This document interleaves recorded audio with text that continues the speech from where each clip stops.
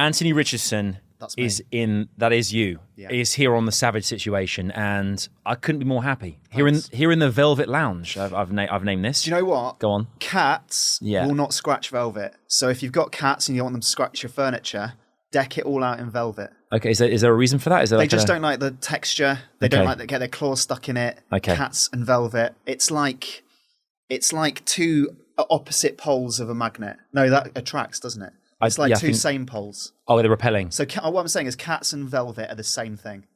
Right. Okay. Fact. It's official. That's it. Mate, thank you so much for coming on the show. I mean, I'm really excited, obviously, about having you on because, not only are we colleagues in many respects, co-hosts in stuff that we do. To an extent. To an extent. I mean, we're both paid the same by the same people. We just happen to be there at the same time. Right. I mean, that's pretty much the gist of it. But we've got your gaming history, the things you've been up to. Like, I think it's fascinating stuff, and I think it's good to talk about and share with the world as well. So you turn up late to every shoot. Every one that we ever do. And we get paid the same. So actually, per hour, you're paid more than me. Because you're there less. And you always leave early, you rush off. But I was always told to always arrive fashionably late to make people lust after you. Who by? My mum. Right. Is that... Your mum told you that? My mum did tell me that, Any other bad habits your mum taught you? Smoke as much as you can. No, I'm joking. That's not a thing. I'm kind of good at bad habits. I don't bite my nails. I'm not that kind of person. I'd hate to bite my nails. Yeah. That would be... I like biting your nails because it's like a lovely bonus snack. You can't bite your nails all the time because they'll just be bitten down. But when they grow long enough, knock yourself out, make a sandwich. That is horrendous. Yeah. That's disgusting. And your entry point into gaming for me is very exciting because I know that you and I share very similar nostalgia around the original kind of like the good stuff like the Nintendo, the Super Nintendo, the Mega Drive, that kind of stuff. Master System. I forgot that one. Game Gear. Game Boy. No one played the Game Boy. You had to sit under a window. Do you remember that? And the sunlight had to hit it at the right angle to see it. And on coach trips, you had to get one of those illuminated lights. Yeah. No, I've got no time for it. What, do you remember the magnifying glass as well? That kind of fixed on. Not interested. Admin. Why do you have to buy so many? If you need to buy that many accessories for a handheld gaming device, don't invent it in the first place. Yeah, the Nintendo scope was a thing. That looked like a bazooka and just didn't do anything. I had a Nintendo Watch which played Super Mario on my watch, but it was only one sort of level, and it was just an LCD screen, and it was just 3 enemies, and you got them and you won it. Did you buy it down a market? You did, I bought didn't it down a market. Yeah, I bet you did. Yeah, that doesn't sound legit at all. That's right. I once in the same market bought a pair of fake Doc Martens, and I got a free spanner. A free spanner? Yeah. With the boots? Yeah. It was like a mini spanner, like a big like... It was a small Here's spanner. your spanner? Yeah. Okay. And I was thinking, like, where on these boots do I need to, like, are they like studs? Do I need to undo them? But there was nothing to undo. There was nothing on the spanner to undo. Don't even get me started on difference in football boots now with studs, blades, all that kind of nonsense. I mean, that's a whole different conversation. Absolutely. When you first started gaming when you were a kid, what was your kind of first game that you kind of played that kind of got you onto the kind of gaming journey that you've been on ever since? So the first console I got was a Master System, and I got it for Christmas, and my mum bought for me Olympic Games on the Mega Drive. So already, like, my relationship with my parents and games is not going well. No, She's bought me the wrong compatible Olympic Games on the Mega Drive. I knew there was California Games. I didn't think Olympic Games was a thing. There was an Olympic Games on the Master System, but you can't put a Mega Drive into a cartridge into a Master System. It doesn't work at all. On the back, the images looked brilliant for the Mega Drive version. Yeah. I was salivating over the prospects. We had to go. Luckily, the Master System had a game built in. That saved me. Was Alex the Kid? Day. It was Sonic 1. Sonic 1 built in? That's a pretty... You can either have Alex Kidd or Sonic 1. Sonic 1's a way better option. For sure. Way more bang for your buck there. For sure. Yeah. I mean, Alex Kidd, there was a lot of admin. You had to keep going into various huts and do rock, paper, scissors. I don't understand that. That made no sense. I didn't want to do that. Is it a way of saying for kids, this is how you compete without using weepons like Golden Axe or something? But then you fought with weapons outside the shop. So is it saying like, don't go into a newsagent's and fight? Didn't you ride over and squash animals with a motorbike in that game as well? You could, yeah. But I didn't really play it that much because I had Sonic 1. That's true. And yeah, so I got Olympic Games on the Master System later on that week when the shops were back open, because the shops weren't really open over Christmas back then. You couldn't just go on Boxing Day in those days. Oh, we were Woolworths. Yeah. That was a thing. God, we're so old right now. God, this is old. This is old school. And then so I went with the Master System, and then I think you stay kind of brand loyal. Yeah, you so do. I went with Mega Drive after that because I've got a taste for it with that cartridge. I know exactly what you mean. I was the complete opposite. I was a Nintendo kid, so I had my friends had Mega Drives and Master Systems. I totally appreciated it. You know, games that were so good, like Michael Jackson's Moonwalker, where you kind of span on the spot and went ow, and everyone danced. Then at the end, they do have a great time dancing together, and then Michael Jackson would kill everyone. Yeah, that's right. Magic just power, like in real life. Just like in real life. He was good at killing people. Yeah, there was so many great games on those, but for me, Nintendo was always the way forward. Right. That was where I was at. So I used to. There was a shop, a video shop before Blockbuster called Ritz. I remember. And every Friday, my dad would take me there and my brother, and we'd get a pack of Jelly Bellies. Jelly Bellies. They were expensive back in those days, and any game we could choose on the Master System / Mega Drive. There was something unbelievably thrilling about going into a shop and seeing that every game that you could possibly imagine was on a wall, and you could just choose for the weekend what you want to play. You're a kid. You only choose the same one each week. Yeah. Same one, NBA Jam or Toe Jam and Earl. Toe Jam and Earl. Jam and Earl, which has now been re-released. And now, which is great because now everyone can enjoy Toe Jam and Earl. Yeah. It's like after Shakespeare died, you know, the theatres forgot about him for like a few decades, and then they rediscovered like Midsummer Night's Dream and that. Toe Jam and Earl, very much the Shakespeare of you're comparing Toe Jam and Earl, the space aliens, people forgot about it William for Shakespeare. At least a decade, and now they're rediscovering and I'd say Toe Jam and Earl is every bit as entertaining as like Twelfth Night, Macbeth. It's definitely better than some of his like King John, Henry VIII. Rubbish plays. Yeah. Titus Andronicus. Not interested. So Toe Jam and Earl, I'd say, is better than 30 of Shakespeare's plays, without a doubt. Okay, that's a big talking point for a lot of people. A lot of people are going to disagree with you there. Name 20 plays better than Toe Jam and Earl that Shakespeare made. To be continued. And I don't want to shoot myself in the foot here and not do William Shakespeare justice. No, he's a wonderful person. He's fine, but he's not as good as Toe Jam and Earl. Fabulous moustache, like in every picture I've seen of him. Yeah, wow. Let's talk about obviously Ritz video you mentioned there as well. Now this is something as well which is very much a southern thing. I think Ritz was a thing that was in the north of the country. Right. I think it was very much in the south. Right. And the weird thing is, you and I worked together, and we kind of started working together back in like 2010. And the crazy thing is, we grew up in like the same town, the same area, and we didn't know each other.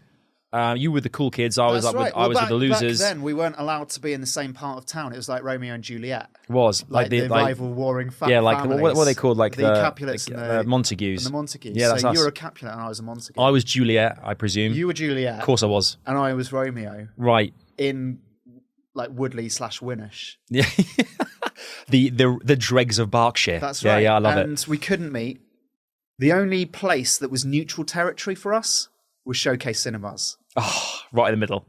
Right in the middle. That was neutral ground where anyone could come together and go, do you know what? Let's let the beef aside. Let's just watch these films together. And our families warred with each other after we burnt down a petrol station. Yeah. Fighting. Yeah. Again.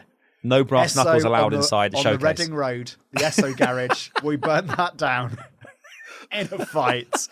And that's how we got together. Yeah, we did. That was that's old school. That is, my God. I think it's still going strong. Is it? I think they've partnered with Costa. They're doing very well now. Really well. They're really well. I saw Costa drive-through the other day. Yeah. Do you need coffee that much that you're driving through to get one? I don't know.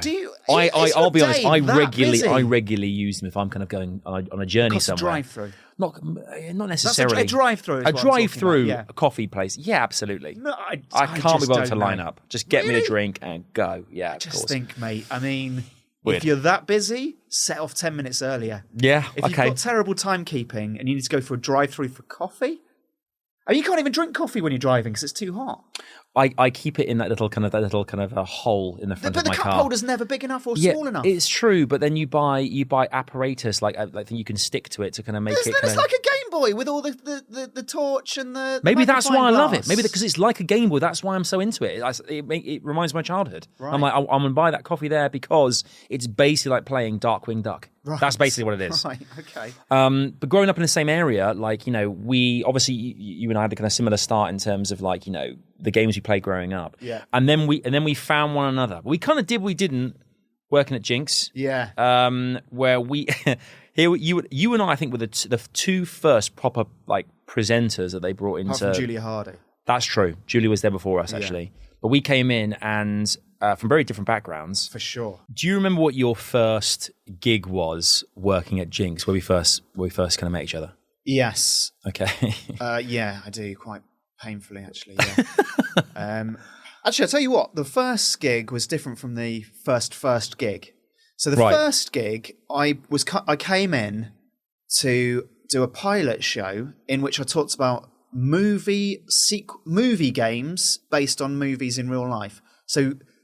Okay. So games I didn't know based that. on the film. I had no idea this was a thing. It was called That Hollywood Thing, right? And they wanted to do 52 episodes.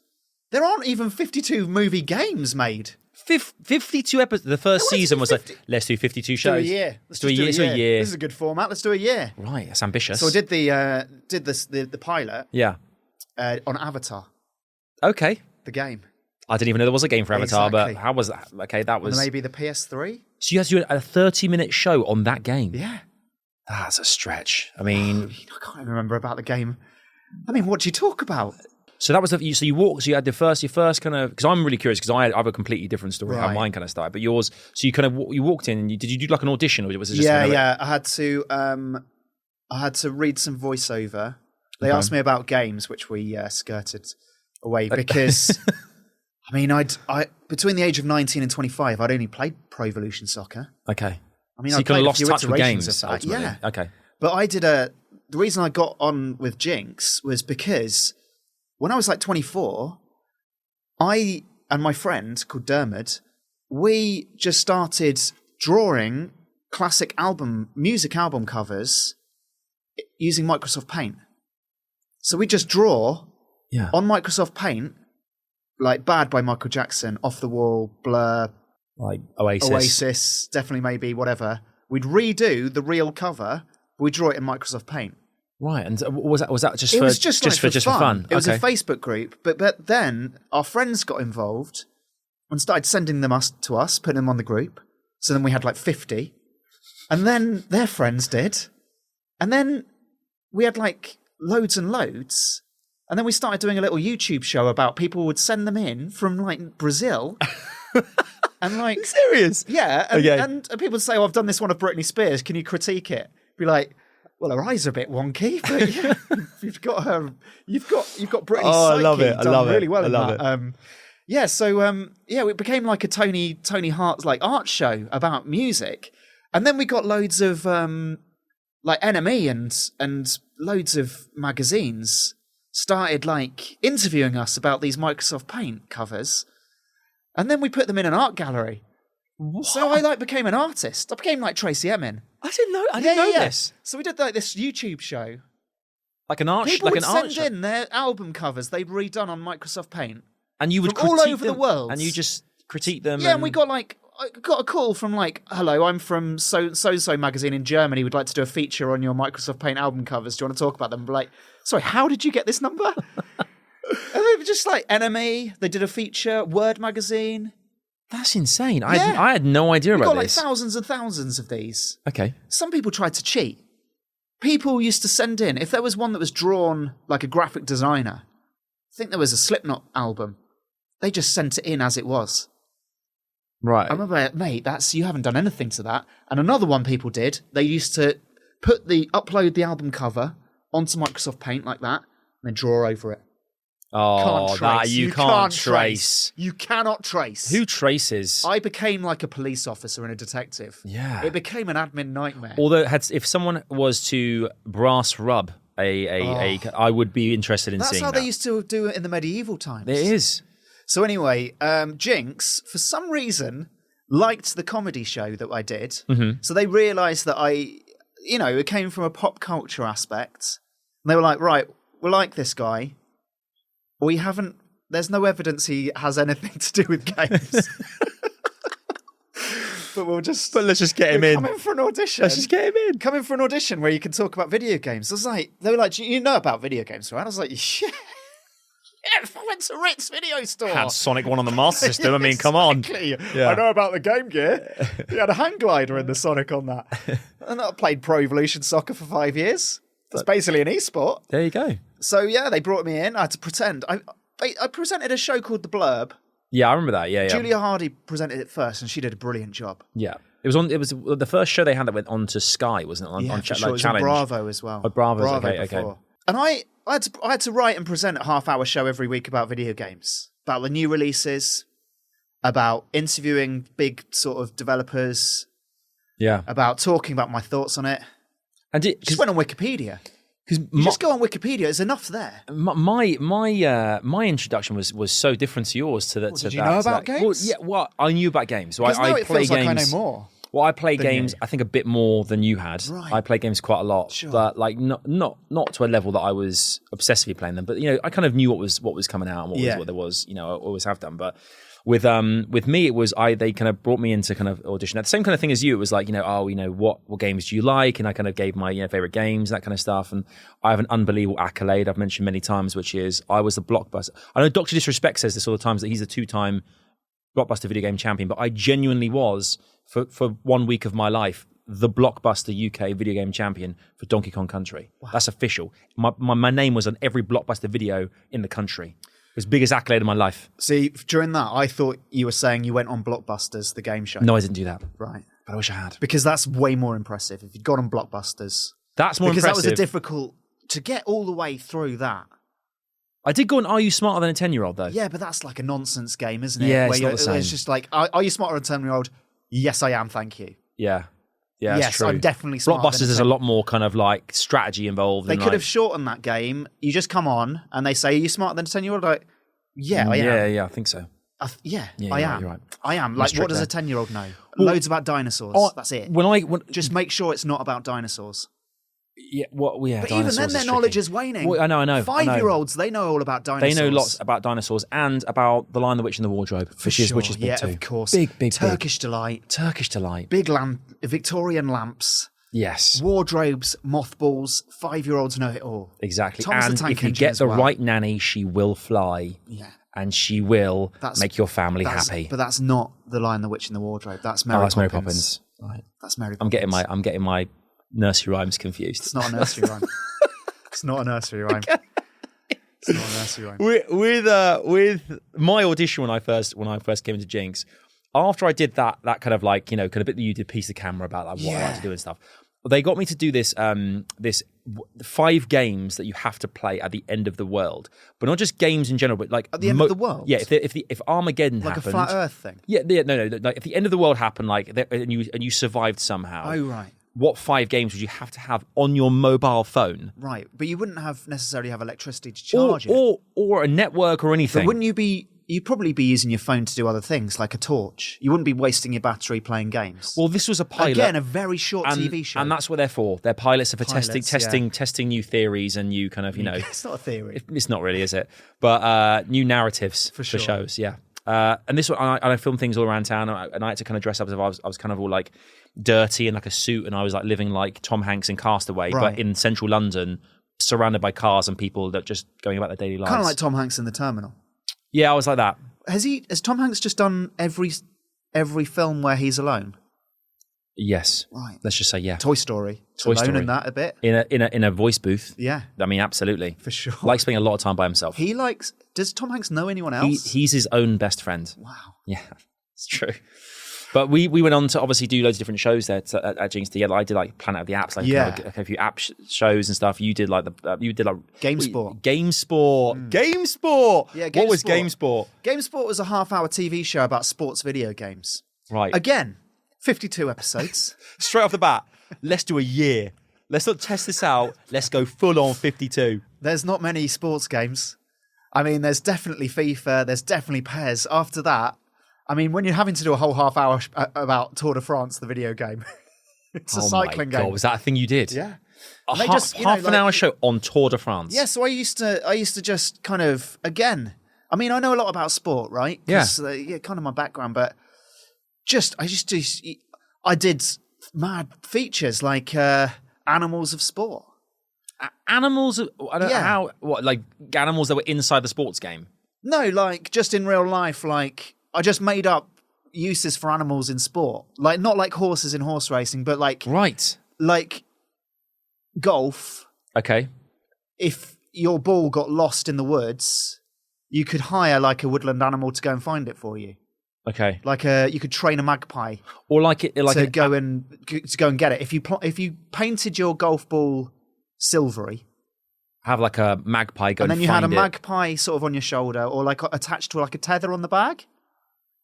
And then then you'd save a lot of time at the golf course. This show seems a little far fetched. Yeah, it seems a little bit like you were clutching at straws early doors. It was 52 episodes. You had to go what down else that route. did you have to do? You had to. Formula One, like animals in Formula One.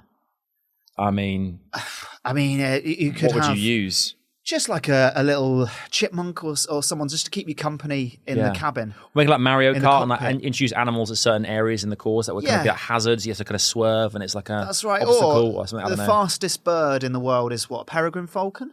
Okay. And they're about the same speed as a Formula One car. So if you had a Peregrine... They're the same speed as a Formula One car? I think so. I haven't really researched it, but if you had a Peregrine Falcon driving ahead of your car, then you could tell when to turn corners because they'd be doing it first. How do you know when to turn? You know, when you're swimming in Olympic swimming, and then the wall's there, and then you've got to do a somersault to like kick off and then go back? Yes. If you had like a little turtle at the bottom, and you saw that, then when you'd see the turtle, you know when to was there going, turn. Keep going, you're doing great. No, just at the bottom by the turning point. Right. So 2 turtles, one at each wall. Then you'd see the turtle, you'd be like, right, I'm going to do the forward roll now. Right, so that would shave off milliseconds. This is really like I feel kind of uncomfortable right now. This show sounds so barking mad that it's not. It's just normal. And it got 52 episodes. 52 well, more when than was 52. it? When was the animal part? Was it like kind of episode 6, 7? Yeah, early doors. Early on. I mean, what sports are there? 7. What sports games? Even less. I mean, it was a hard. But were you having a good time though? Doing had a great time because I got to just write a show and no one checked it. Well, because it's like you know, if you were doing your GCSEs or whatever, and you're just doing your coursework, and you hand it in, and your teacher marks it, right? Yeah. With this, I handed it in, no one checked it, it went out on television. And then they were just like, right, do the next one. You know, the camaraderie in the team was pretty amazing as well. Like the fact that it was like, right, here we go. There's a bunch of producers and writers, whatever. Just make some stuff that you find interesting. Stuff, and there was no like, obviously we had budget, restraints and things, but it was more a case of if you want to make something that you're passionate about doing, go for it. Which I think for us was amazing. The fact having that freedom was crazy good. But there wasn't any money, which was great because you had to really think about what to do. Yeah. So, like, we went to film at the producer's house. Like, a lot of the locations were just in someone's house. Yeah. And then Adam... We utilised a lot mus's basements and attics. Yeah, well, that's right. And, like, we went to his house and I was like, oh, your attic looks good. He was like, yeah, it's a good attic. It's a bit dusty in that. I was like, why don't we film something in the attic? And that's where we did Retro Attic, where I just talked about, like, old video games in his mum's attic. That is, fantastic. It's great because... It's a great set. Great set. It's ready done. Ready to roll. roll. You'd have to pay like thousands for that in like London. Yeah, you would. If you wanted to book someone's attic, you'd have to pay money for it. But if someone's already got an attic, just go and film there.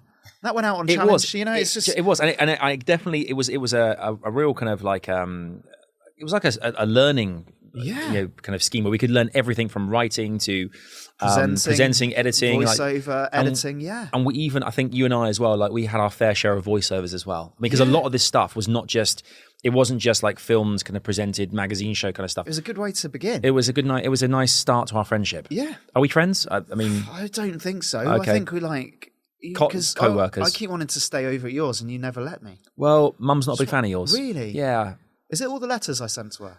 That's the main reason because that there's they a were problem. just kind-hearted letters. Yeah, but you coated them and stuff, and it was offensive. The contents of it's just perfume, but the content of it's like Lynx Africa and like Lynx, all the Lynxes. Yeah, but who? So like a different letter for every Lynx. Yeah, Lynx So- Apollo. Yeah, Lynx Apollo, Lynx Africa, Animal. Lynx Animal Waste, Lynx. Yeah, every time a Lynx there is. Lynx dishwasher Lynx. liquids. Yeah, Yeah. Lynx Rinseaid. Lynx Rinseaid. Rinseaid. Because your mum's house is not very tidy. I was just telling her like Why are you tips saying of- that? She's going to listen to this. Maybe. I Probably was not. just telling her tips to how. I don't think she knows how to to use much technology. No. Podcast would be beyond her. No, I mean, and the Hoover's beyond her. Like that's just. mate. Can we just hold off on my mum, please? Yeah. She's But I looked a at- good in your, person. You know your cupboard under the stairs. Yeah. I had a look in there. The bag's full. It has been for a The while. Hoover bag. You just need to empty the Hoover bag. She's a 'cause hoarder. there's She no- likes to keep things. There's no. Yeah, but dust. Yeah, well, it's all part of the Dust same and spiders? thing. Yeah, spiders are a man's best friend in But my home. I actually went to the toilet in your house, and just the cobwebs. There was. Can you I was- shut up about the cobwebs I in was my mum's going- I house? was going for a wee, Yeah. and I looked in the corner, and I met eyes with a spider. No, It was you didn't. watching me as I was. It has like 7 eyes. Which one? All of them. Right, all 7. I had to keep looking in different all its eyes. That sounds horrific, like a horror film. Why does a spider have 8 legs but only 7 Why does eyes? it matter? I don't know why it matters. Why wouldn't it have an extra eye? I don't know. Which leg is? So you think it out of has vision? one eye that focuses on one leg as it Yeah. goes anywhere? It's like that's the eye dedicated to that particular limb. If you've got 8 legs, Yeah. you're gonna need an 8 eyes just to keep track of where all your legs are. Maybe it was a 7-eyed spider because it was a 7-legged spider because one had fallen off in some kind of attack. And an eye falls out. That's how it works in the spider world. So you lose the a leg, arachnids you are a lose weird an eye. species. Let's move past that. Sure. It's a gaming podcast. So all I knew was PES, Pro Evolution Soccer, Yeah. during uni. But you we- can't back then you couldn't have a career just knowing about one game. Now you can. Yeah. There's people who just know about Fortnite. What about Rocket League? Rocket League It's is big, not- mate. It's getting big though. but it's not as big as it was. But it's just been bought by Epic Games, Right. who make Fortnite. So it's like now it's like they've merged, and Psyonix and them. It's going to be huge now, like Right. even more huge than it was originally. So I'm just saying that if you put all your eggs into one basket, as Aesop would have said, Aesop, yeah, good fables. great fables. Yeah. That was for the benefit of the tape. That was me kissing my fingers and raising them to the air in tribute. Can you say for the benefit of the tape in a podcast? I don't think anyone's used the word tape in anything for a very long Do you remember, time. like in the bill. In For the benefit bill. of the tape, I'm showing the suspect this picture of me and his mum in her bathroom, just showing her where the Hoover is.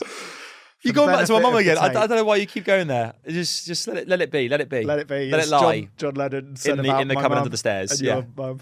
Both of them. You with obviously with Ginx, obviously after all these shows we weren't working together. Suddenly, out of nowhere, you and I about 5 years ago were. Kissed. I don't think we kissed, no. But we For the benefit of the tape, I am now kissing Adam Savage on the armpit. I had a girlfriend once, and I asked her Here we go. what was the nicest part about my body. Right, I was quite insecure. Back of the knees. And she said to me, "You've got really nice armpits." Oh! Weird! I don't know why she said that. Wow. But she was like, "Your arm." I thought, Can I have a look at your armpit? Show it for the benefit of the tape. I'm there it looking is. at his armpit. I mean, it's a bit sweaty, but to be honest. That's a very for a 16-year-old kid thinking. I think she could say my hair, my face, my 3 beard hairs, my strong, really Muscular oversized legs. That legs. I was really into crumpets. They were Really? massive. They're massive. Crumpet legs. But crumpet legs. Johnny Crumpet legs. And she's gone for armpit. Really hit me hard. Yeah. Didn't like it. We weren't together long. I wouldn't ask anyone what their favourite body part of mine is because I just don't want to hear the results. Okay. I don't want to hear the results. It was a of that. risky play, and it went wrong. It was a Like, risky for play. example, have I got good elbow? Like you don't. No one's got good elbow skin. elbows- I mean, do you reckon there's a part of your life or body or whatever that is the best in the world?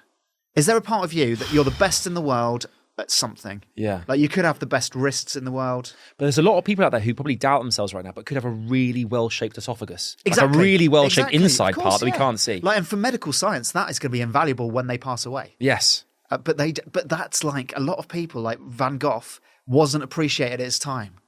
So that person with an amazing esophagus, So they're not appreciated now, but after they die, they're going to be really Van valuable. Gogh may have taken off his ear because it was too perfect. It was too perfect, and he couldn't live with it because it was like there's so much draw pressure. Your ear and you can't quite look at it, and you can't afford a mirror. Get rid of it. Cut that off. Lop it off. Get your friend, who I think was a sex worker, to cut off your ear so you can draw it when you're intoxicated on paint fumes. The art world, or opium. You know, the art world is. I know the art world. Very mate. I've been an strange beast. I was an artist for a year. I learned a lot about that industry. You did. I think you should bring the series back. I want to see 52 episodes of Windows Paint goes album covers. I want to see it. Art galleries, many of them. There's a museum, right, called the Museum of Bad Arts, right? I want to go there. Where is that? Where is that, in London? It's in like Pennsylvania. Okay. And I wrote to them saying, we've got this collection of really terrible Microsoft Paint album covers. Would you be interested in showing the first one, Bad, by Michael Jackson, by me? Yeah.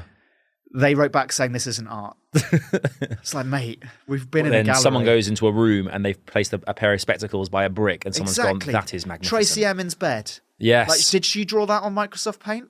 Yeah. She just slept in a bed. Did someone come around and say, Tracy, we're waiting for that new piece you've been telling us about? And she's gone, oh God, I've forgotten to do it. And she's gone, that, and pointed to her mattress, and they've gone, it's genius. And she's gone, that is brilliant, yes, Kate. it really Tracy. is genius. Oh, Tracy, you rascal. It's like the theme tune of The Bill sounds like it was made up. Yeah, someone's just gone. Why is the Bill such a big part of your life? I mean, the Bill aside, there is a TV show which I know is on the tip of everyone's tongue right now, which is our TV show. Sure, the first hour, which is what I was trying to get to. The when first we hour was segued very much into the Bill of lopping each other's ears off. 2010s. What's this decade? The teens. Yeah, the teens. Right. The teens? That can't be the teens. The tens? The tens. Because the noughties were the noughties. This is like the tens, I guess. I think it's the teens. Yeah, I guess the next decade will be the 20s. Yeah, the roaring 20s. Yeah, roaring 20s. We the first hour was obviously, for a lot of people who are probably listening now and watching as well. Like the first hour, it was a show that I started presenting at Ginx, and it's a Let's Play show, basically a game that comes out this week, and it was really good for someone who doesn't play games. Like you might not necessarily for a while since Pez. You play a new game every week, the new game that's coming out, or a recent classic, and ultimately you play through the first 60 minutes of the game and test it out and show people what it's like to play it if they were interested in getting it.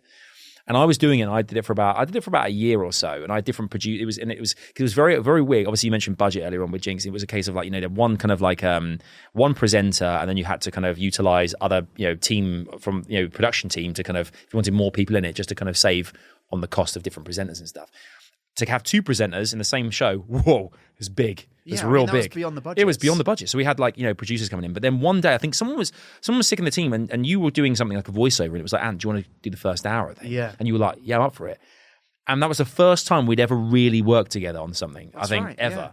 And it was like when salt and pepper were used in the same meal for the first time. And I remember that must have been back in the 1930s or even earlier. Salt and pepper, can they go together? Yes, they can. Yes, they can. Do they cancel each Very other out? well. No. Contrary to popular belief, they don't. But they merge and they create magic. Who's salt and who's pepper?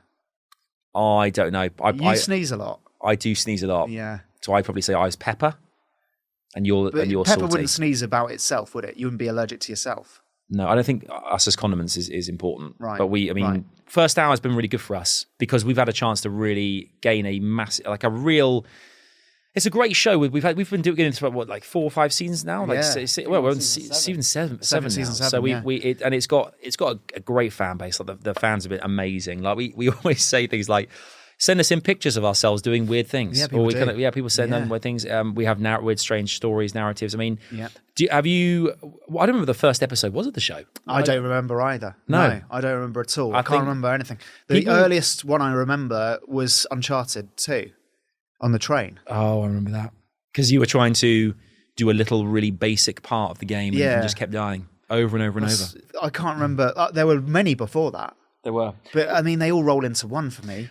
I can't even remember the games we played this season. We only did it last week. Yeah, I mean, the thing is, there are so many games we played over the years. I think people have favourites, like, there's a lot of quotes that come up from stuff. Like, we played GTA 5 and, we stole an ambulance and we shouted kidney thinking we'd stolen some vital organs on the way in. Became a massive catchphrase. Became a massive catchphrase. Everyone were getting T-shirts made of it, like just saying "kidney." Weird. There was episodes where like we did like I think we played a lot of sports games and rivalries. We've shaved each other's legs. We've eaten weird kind of wonderful concoctions like challenges and stuff. Like it's been popular, and I think the great thing about it is as well is it's kind of been like it's a gaming show. Gaming TV shows in general don't tend to do very well just because people are watching everything online now. Yeah, for sure. But we've got this fan base of like from people who don't go on the internet. I think people who don't go on the internet. Yeah, we're big in South Africa. Who they knew? go on the internet there. Hey, who knew? But for some reason, if you and I were on Love Island, South Africa, the new series coming out, mate, we'd smash it. For sure. We'd smash it like Celebrity Love Island. Yeah. I mean, we're not going to do that. I wouldn't be very good on Love Island. Why not? I just don't think I would. I think I'd be voted off very early. Is it because everyone would think he's a little bit creepy? He's a weird guy. He's a weirdo. I don't think women are that interested in what I've got on offer. Yeah. Especially not like models on Instagram. I don't think I've got much to offer. But have them. they seen your elbow skin? Yeah. That's the thing, man. Like you got to showcase the best bits. If there's one woman on there who really likes elbows, but I don't know if I've got the best elbows. I mean, they might be a bit dry, especially in a climate like South Africa. Has it been nice for you as well, like the way that the show's kind of resonated with, I think particularly with parents and their kids? Yeah, for sure. Really cool. It does offer a weird viewing sort of experience for like fathers and mothers and their kids to watch together, because the kids like watching us like mess around, but the dads and mums like the euphemisms and the It's like a Disney movie. There's a lot of like hidden little kind of like things that you wouldn't pick up on unless you were looking like kind of. That's right. Yeah, it keeps everyone involved. Yeah, it does. Yeah, for sure. It's gone great over the years. That's right. I mean, I like the sort of interaction we have with people just watching and tweeting, and it's good. Especially in South Africa now, that's a new dimension. Alongside like the first hour and stuff, which everyone knows us working together for and stuff and that kind of thing. You have been up to so much cool stuff like away from that, and over the years, like alongside your gaming stuff and Ginx, the stuff that you're doing in the sports space, because you have stuck with sports big time as well. Yeah, that's right. So, I mean, bad British commentary was something which blew up for you for sure. Yeah. What inspired that? Like, what was the kind of beginnings of that? I think it was like on Ginx. I was trying to work out how to make sports stuff funny and interesting. And then I was just looking at sort of highlights of American sports and thought, wouldn't it be funny to commentate on American sports as an English person, not knowing what's going on in American sports. So the first thing I did was I did some NBA 2K basketball footage, and I turned the commentary off, and I simulated computer versus computer, and then I commentated over the top and released that. And I didn't really think anything of it, but it was picked up by like Kotaku and Grantland and Yahoo and places like that, and they were just saying, this British guy doesn't know anything about basketball, but this is amazing. And I was just saying like almost like football commentary, but for basketball, and putting in just some weird and wonderful. But it was so funny, mate. It wasn't like comments. It was lucky. It genuinely was. I mean, it was really funny. and they really liked that. So I thought then that was good with video game footage. Let's try it with actual real life footage. So I did a baseball game as if I was a cricket commentator. I think it was the New York Yankees versus the Boston Red Sox. And I just did 2-3 minutes of real highlights. I edited it together. And I commentated over the top of it. I had to turn down the commentary of the real game. And then it did like 1 million views in like a day and a half. I thought, blimey. It was like top thing on Reddit and all of this. And people just quoting it and saying, because I just said wowzers in me trousers for like a home run. People love that. For the American market as well. They're like, what is wowzers in your trousers? But a lot of people thought it was a real commentator from England. Oh, right, okay. So I think I did it again for a American football game between Notre Dame and Alabama. And Notre Dame, I thought they were from France. I thought they were from like Paris. I thought it was like a cathedral team. A cathedral team? So I've heard of church teams, but a cathedral team. Wow, okay. Cathedral. Okay. Side football team. Yeah. Turned out that, they're a big college. We're one of the biggest ones, sure. like who have got diehard fans, yeah. And yeah, I did like 3 minutes of American football commentary, turned the sound down, and it did 5 million views in like 2 days. It was like the biggest video on the internet. And it was on like, it was on morning television and on Fox and CNN and again, like Yahoo and all of these. Were you surprised? People, Were you surprised at how massively. big they? Because having watched them, they are amazing, and you can see how the viral nature of them as well. And definitely recommend people checking them out because they are bad brilliant. British commentary. Yeah. And they went huge. But I mean, did you kind of just put a stop to it in the end and say, I don't want to do this anymore, or did you kind of evolve it into something different? Well, I think this is what like where other people and I'm probably not as successful because once I've done something, I kind of want to do something else. But there's people like Bad Lip Reading, which is amazing. But it's a similar sort of vein, right? It's a similar concept. Like Bad Lip Reading is like amazing. Seagulls, the Star Wars song, is the song of my life. And my Bad British Commentary is like another funny way of doing audio around existing footage, right? Yeah. And so I did like the Bad British Commentary stuff, and then I got people like Dolby and Coca-Cola and people asking me to do like adverts and viral stuff for them, which I did, and like they obviously paid and stuff, and that was great. But then it's like, right, I've done that. What's the joke? The joke is just doing the same again and again and again and again. And a lot of, for YouTube, obviously that's big because that's how you make money and stuff, because you just keep doing the same thing again and again and again. Was it good money from the Bad British Commentary videos? For sure, yeah. Yeah. But then it's like, right, well, I don't think I can do this again and again and look at myself in the mirror and being like, are you actually doing anything new here? Are you kind of selling out a little bit by doing the same? So then I did a few this year, just like now and then, just for the basket. So I do one now and then. Yeah. But I just think that once you've done it, you don't want to be doing it every week because everyone gets bored, right? Yeah. It's like, you know stuff about American football now, don't you?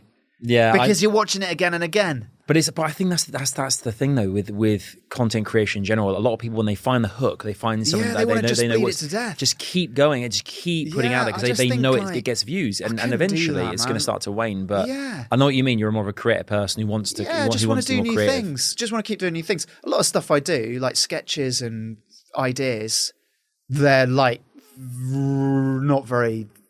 They're just niche, really niche. I do something, I think that's really funny. Let's try that. 87 views, good, nice one, well done. Move on. It's so demoralising. But I'd rather do that than no, I wouldn't rather do that. I'd rather do something that was successful every time, but just trying something new, really. I think that you just, as a creator, as someone who creates stuff every day, I'm writing stuff all the time, then I need to be doing new stuff. Yeah. And also, it's kind of diminishing returns. I did 5 million views with one video. You're not going to get better than that. Yeah, you did better than the Gap Year sketch. I mean, the Gap Year sketch. Yeah, the Gap Year. You know that Gap Year sketch? Gap Year. Yeah. Like that's like sort of the most view, that everyone says that's the biggest know, view. It's done more than that. Because there is that really, and I've been through the same thing as well. You make a video, like, I've got my wedding speech online, right? Yeah. And I put it on there, and it's Disney themed, and it's got like around 400,000 views. So that's for me. That's my kind of biggest kind of video I've put online. But when you put a video up which doesn't hit a certain, you said like 87 views, doesn't hit a certain number, you kind of go, why have I bothered? It's not my full-time job. People like this? What could I have done better? Yeah, exactly. They're wrong. Yeah. I'm right. Yeah. I mean, I have been commissioned to make FIFA Predicts, which is computer versus computer, taking an upcoming game in real life. Say this weekend it was Man City versus Spurs. Taking that game and then simulating it in FIFA, computer versus computer, and then commentating over the top. Right, yes. So I have done 200 episodes of that for various companies, and I do it every week. And I have to say, sometimes it's like, how can I make this fresh and new?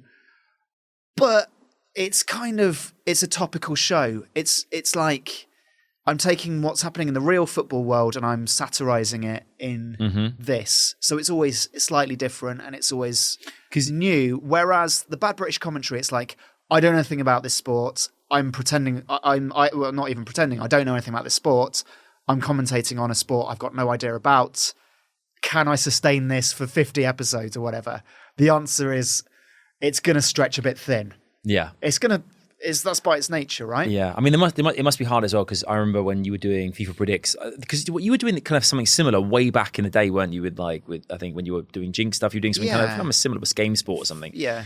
But they must be hard as well, because obviously people are looking for highlights of games online. Yeah. And if you put up the highlight, you put up Man City versus Spurs, as you say, and put it online and put it out there, and have FIFA Predicts and the game, people obviously go on there thinking they're going to see the actual highlights of the game, and they get frustrated thinking, oh, it's this computer thing, it's clickbait, and you're like, it's not, it's something completely different. It's a funny show, previewing the game in a different way. Yeah. Yeah, people after the event are looking for highlights, but I think if you're not savvy enough to like realize from the thumbnail that it's definitely a computer game, and then by looking at the title, it's so hard. It's so hard to get in. You need to go away from the computer. It's so hard to get in the psyche of people watching the videos, because you think, okay, they're just as familiar with stuff as I am, that kind of thing, or you have to kind of play it down, or kind of assume that they've never seen an internet piece of content before in their entire life, and you've got to really make it obvious. Yeah, it's really hard to kind of, I guess that's where you kind of get your community and your channel kind of, you know exactly what they're after, what they like to see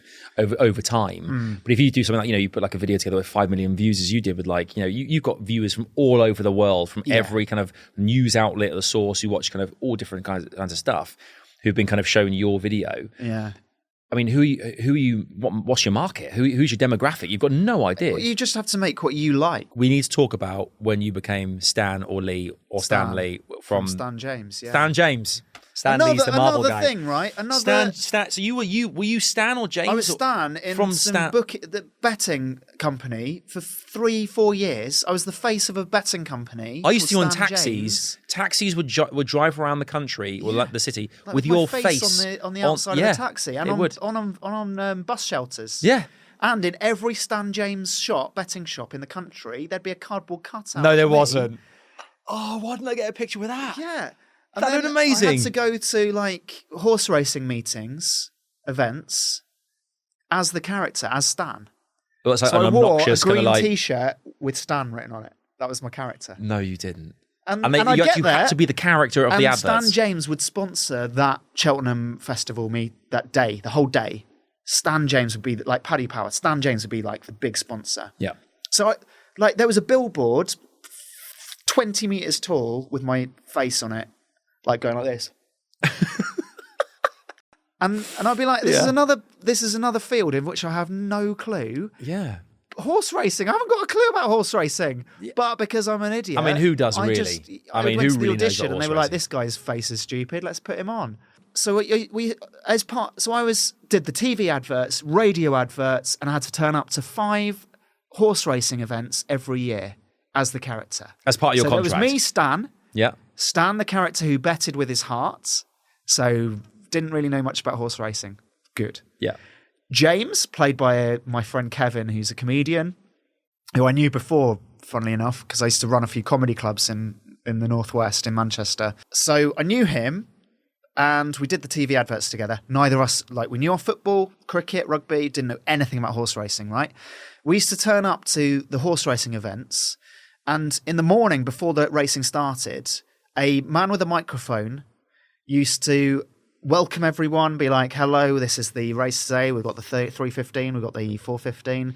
We're going to go through the race card today. We've got Stan and James here. Hello, Stan. Hello, James. We're like, hello. Right, Stan and James are going to talk through the tips for today. What are your tips, Stan and James? And I'd be looking through the race card going, oh, right. The 215. Number 7, Banoffee. That's a good pie. Banoffee's a rank outsider, Stan. Be like, yeah, it's a good pie. All right. Stan has chosen Banoffee. And no one from the actual bookies briefed you into what to kind of say. No. Okay, it was just you guys. Just me, just making. And James, who also knew nothing about horse racing, he'd be the guy who bets with his head, who knows all the stats. So he'd be going, help me out here, Anthony. And there are people literally looking at you with a notepad going, give me the tips, give me the tips. Tipsters, like punters, being like, I'm going to put my whole house on this. Banoffee, that's good. Yeah, he's right. That's a good pie. And the reason I say Banoffee is because that was like 15 to 1 outsider. I just picked it literally because it had a silly name. It won the race. Really? Yeah. And I was like, Stan's yeah, the look at man. me. Stan is the man. Yeah. But the other guy, he was supposed to know all. Yeah, it was just mad. Oh my god. So just really interesting sort of. But I'll tell you what, I didn't know anything about horse racing. The people in that sort of industry who I arguably will never meet again because I don't know anything about horse racing. Still don't. Nicest people. I bet, yeah. Such nice people.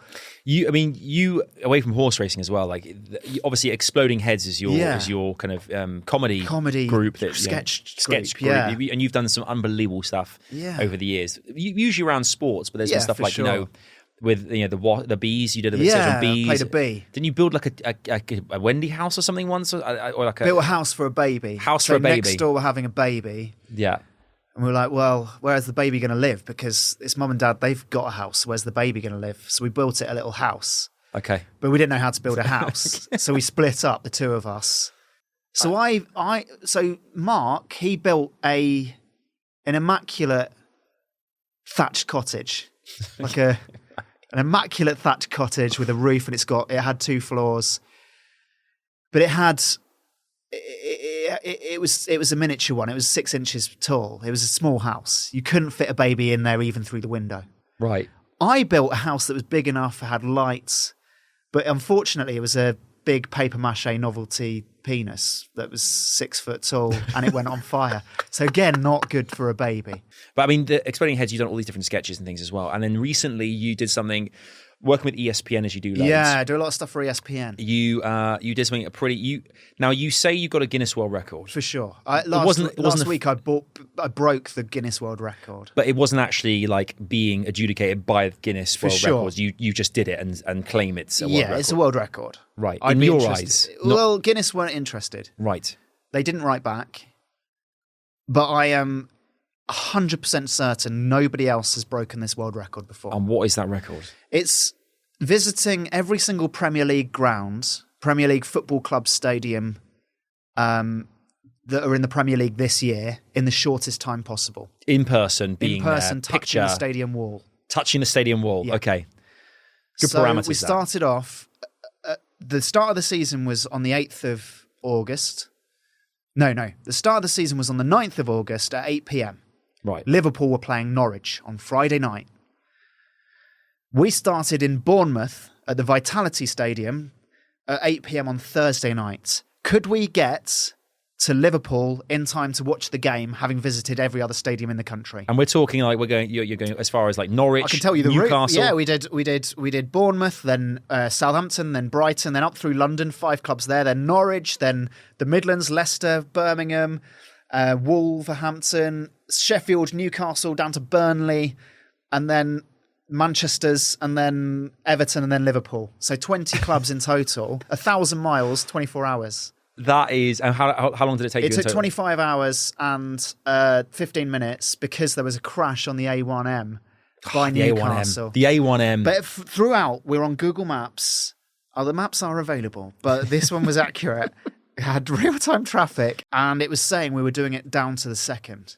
So we were driving within the speed limit at all times. Yeah, of course. Because you got to do it legally. Safety first. And we were doing it for ESPN. So yeah, part of Disney.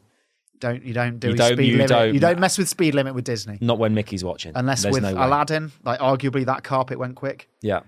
But apart from that, and those mice, all of them, they were quick mice in Ratatouille especially. They were very fast. Anyway, so we started off with Bournemouth and we went, and at some clubs, we get to Brighton, talk to the security guard. What are you up to, lads? We're just going to touch the stadium if that's okay. Oh yeah, do you want to meet the mascot and go on the pitch? Yeah, that's good. Yeah. We're just like, come on in. The security, So we went to the pitch, and then Gully the seagull was there at like 10 o'clock at night. I'm like, Gully. Was he just waiting around in case this happened? He was just there going, oh, hey, yeah, of course, yeah, sure. At Tottenham, we got to Spurs' stadium, and it was 2 a.m. And the security guards were like, "You doing what?" And we explained, and they were like, "Oh yeah, do you want to come in and have a look at the changing rooms?" No way! Here's Pochettino's door. Have a knock. Have a look at the That tunnel. is incredible. No way did that. I had no idea that happened as well. At Wolves, other clubs were like Chelsea wouldn't let us touch the stadium. He wouldn't let us past the security hut. Okay. They wouldn't let us even go and look at it. You had to. They were like, "Sorry, lads, I don't care what it's for. You're not doing it." Wow. Were they the most? They like, were harshest? They were the harshest. Okay. Wolverhampton Wanderers. They were like, "Well, we've got an ex-pro here, Steve Bull. He's Steve ready." Bull was Yeah. there. the most appearances ever for Wolves. I think he scored the most goals. He used to Well, play he was for just England. hanging around. It's all right, lads. What are you doing? Steve Bull had been told by someone that we were doing it on a bicycle. So he was really, really excited to meet us. Okay. Because he thought we were traveling 1,000 miles on a bicycle. In 24 hours. 24 hours. Wow. Like, Steve, mate, There we've got you to talk are. about distances. Yeah. He kept asking us about Lycra. Why? And that's because he was just really fascinated Were you wearing with Lycra? No, because we were going in a car. Right. We weren't travelling by bike, but he wanted to ask us loads about Lycra. Bless Steve. I hope he's okay. I think it's all those headed goals he It scored. might be the bullet. They've had an impact. Man City, we went on the pitch. We sat in the dugout. That is such a great thing to do. You must have been like, it was a great day. Had 15 minutes sleep. And you could tick out all those things off a list and say, I've done all those things. And that's the thing when you do in terms of, I think you should have videoed it and made like. We did video. I mean, of course. So it was video. The whole thing was videoed. You can see it on YouTube. You can see it on. There was like Instagram stories. It was watched by like millions of people. It was amazing. There is one more video that I want to talk about quickly before I ask you about the future, and that is the time that you rewrote Bohemian Rhapsody. Yeah. With players' names. Yeah. That was out of this world. So this musician came up to us and he said, Bohemian Rhapsody, but with footballers' names as the lyrics. And we said, we're listening. Okay, we're interested. Have you just seen our baby house video? Because we're on with this. I saw you make a paper mache 6-foot penis for a baby to live in with a snorkel attached so it could breathe and a window, but it went on fire. Let's talk Bohemian Rhapsody. So we were like, right, that sounds good. He wrote the lyrics. We added a few. And it was, the footballers' names sounded exactly like the lyrics. We were like, this is brilliant. Like, the word for word, the footballers sounded exactly like the lyrics. And you couldn't have the same name twice, right? So we filmed it as we do. We aped the Bohemian Rhapsody sort of 4 heads going round, but obviously there's only 2 of us, Mark and me, so we had to duplicate our faces to go to be the whole cast of Queen. Okay. So I mean, like when we film stuff, we do it. We don't. You went all out. We don't do it half-assed. Oh, it was so good. And the guy who filmed it was a guy called Chris Vince, who does a lot of like high-end commercials. He was like, "Sorry, lads, what are we doing? Sorry, what? Yeah, what's this thing?" He didn't know anything about football, but he was there. He was like, "I don't even like Queen. In fact, I hate Queen. But I love what you're doing, lads." And it took a while to learn all the lyrics and everything like that. Probably took 3 days to do. I thought it was great. Put it on there, right? Put it up on YouTube, right? And it went like wildfire. It was viral, mate. One of the first tweets we got through was someone saying, "Lads, this has been done already." No. And I was like, what? No way. It had been done already by someone on Radio 5's Danny Baker show. No They'd already way. done it like 3 years previously, and it was already on YouTube. And I was like, what? Mate, no way. How? What? Like, how did we not check? Because usually we just check, has this been done before? But you'd never imagine someone's done that. No. Though. Like, that's because footballers' names in song titles has been like, Arsene Wenger, like Lion King and all of that. It's been, it's been done now and then, but not for a big song like that. To choose the same, like, it was such a mad coincidence. But obviously, the cult fans of that show turned on us like vipers, right? They thought we'd stolen the idea. We were like getting loads of heat for it. I had we were no getting idea loads of this comments. happened. People were saying, "You thieving snakes." I thought, oh my goodness me, why didn't we check? Oh no. Because it was such a good idea. We were so excited by it. And the guy who had written the lyrics and done the music, so we were miming, because I can't sing for Toffee. Mm-hmm. I was just miming the words. Oh my God. And this musician had done it all. He'd sung both of our parts. So it was all this guy called Gareth Withers, right? He's like this music teacher at a primary school, or I think it's a secondary school actually. He's just an incredible musician. Did it all in the studio. We mimed along for it and did a funny, it was a collaborative effort. I was like, mate, why So the internet turned on you guys. The internet didn't turn on us because I think most people understood that it was a genuine sort of coincidence. I couldn't believe it. Yeah. But it did like 400,000 views in like a few days and all of that. It was on Soccer AM and like, like all of the... It was like, again, same as the Bad British Commentary. It's like this Irish like breakfast show. We're like, oh, this is amazing. Can we feature it on our version of Good Morning Britain? Good Morning Ireland, I'm guessing. Yeah. And presented by Maura from Love Island. Yeah, I bet. And like a Danish radio show wanted to, and it went on New Zealand TV. But I felt like I can't enjoy this anymore because I feel bad that it's already been done. Yeah, I can tainted only one for imagine me. going. It's a tainted one. Oh, I don't really want to, I just want to apologise really because although it was a genuine. That's why you're here. Actually, I'm actually the person who started the campaign against you. Yeah. So thank you. We all appreciate it. I just want to I don't really look at that back on that fondly and think, well, yeah, I'm with you. I haven't watched it since with pride. No, because it's been done. But I'll tell you, mate, I thought that was brilliant. I hadn't seen the original, so I don't really... Well, I genuinely think our lyrics were better, but it's irrelevant. It's irrelevant. Completely irrelevant. Lastly, let's talk about the future for you, mate, as well. What do you think the next... I mean, obviously, we'll carry on first hour as long as we can. Still continue with the comedy? Any plans to get back on stage? More kind of like... I've done a bit of stage stuff last year. I want to do a bit more. So when I was 18 till the age of 24, I did stand-up. Did stand up 3 or 4 days a week during uni. It's tough, mate. It's a tough compare and just used to go around the country doing stand up. Some gigs amazing, other gigs like there was one. I can imagine how tough Bolton. That must be. There was one gig in Bolton that was so bad. I was like doing 20 minutes at the Bolton Octagon, good theatre. Sounds legit. And it was so bad that I said to the audience, when I go off stage, I don't want anyone to clap. I don't want anyone to clap. I'm going to leave the stage, and I do realise right now that to leave the stage, I've actually got to go through the audience because there's an aisle. So I've got to go through you guys. Just in silence, just walking out. I just want to go in silence, and I'm going to get in my car, and I'm going to go back home. And I walked off the stage to silence, but then halfway through, this old bloke just goes, "Oh, come on, everyone, just give him a clap." And about 10, 15 people just started clapping like I just putted a bogey at a golf course. Like that kind of... One of those. And that was even worse. Clapping you off. Going off for a small clap, a pity clap. Was it because your set was so badly... Sometimes you just died. Yeah, sometimes you just died. Mate, thanks for coming on. Pleasure. All the best for the future. And one day you're going to be on the Apollo stage. I know it. You're going to be comparing it. I won't be doing live stuff, so that's not going to happen. That's not going to happen ever. No. Okay. I won't be on the Apollo, no. So you'll be doing something. You'll be around. I'll just be like trying to make ends meet.